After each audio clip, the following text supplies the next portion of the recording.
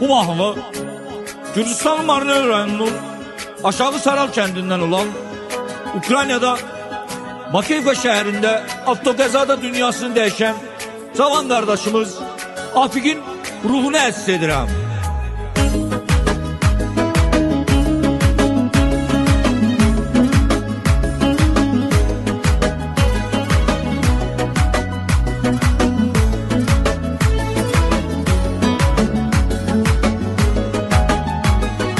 Qardaş dağı çəkildi qəflətən ürəyimdə, qardaşıma Afik yaraşmır bu məzar sənə.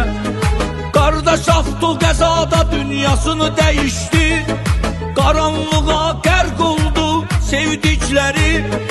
Xatirənlə doludur hər tərəf əryan, Afik unutmaq olmur səni heç zaman.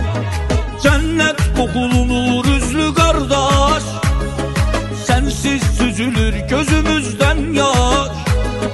Kardeşlerin dözmeyi bu ağır derde, Allah rahmet eylesin kardeşim sana.